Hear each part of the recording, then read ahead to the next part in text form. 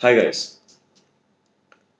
today in this video I am sharing with you all a very important aspect of homeopathic prescribing.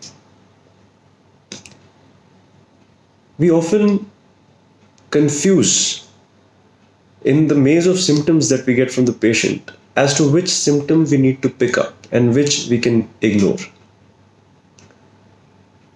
So I will try my best to explain what is to be picked up from any individual case of disease which the physician comes across.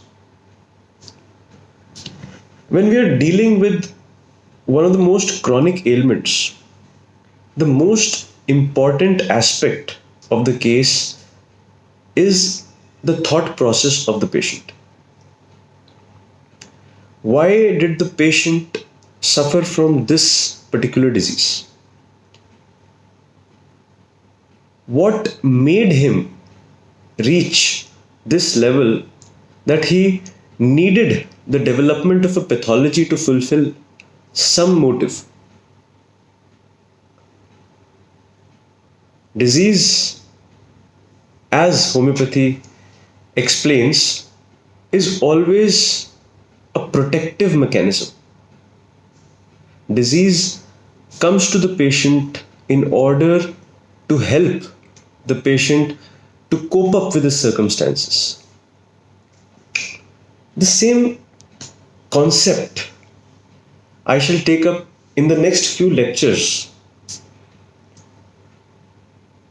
What is important to understand is what was the patient thinking? Why did he develop this disease? Why did he go into such and such pathology? So, a very important aspect is what made the patient fall sick?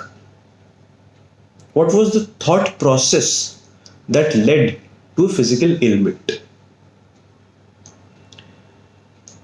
We come across the rubric in our repertories on delusion.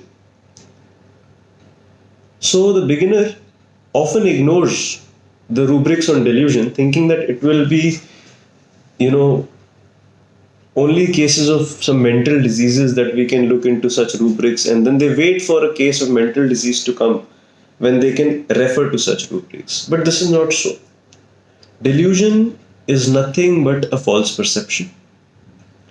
And it is the false perception that we need to treat in the patient so that we are able to remove the physical ailment by removing the faulty perception. So, for an example, today I will share with you all there is a drug called strontium carb in Materia Medica. Now, strontium carb as a patient needs a lot of guidance. It needs the help of a person who is more experienced than him or her. It needs somebody who can guide the patient, who can hold the finger of the patient and take him forward in life. It is very much similar to the desire for support of magnesiums, barytas, and calcareas. But in strontium carb, the basic need is guidance. In magnesium, it is nourishment, basically from the parents in infancy. In barytas, it can be a dependency. In calcarea, it is a support protection, the shell of the oyster. But in strontium, it needs guidance. Strontium carb as a person is very comfortable when he is around familiar faces, when he is around people whom he knows, and whenever he or she is in an unfamiliar atmosphere, then they are not at ease. So I will explain a few rubrics which will make you understand this better. So strontium carb says company desire for friend of a faithful. Single medicine strontium carb. Now it needs to have faith on this friend.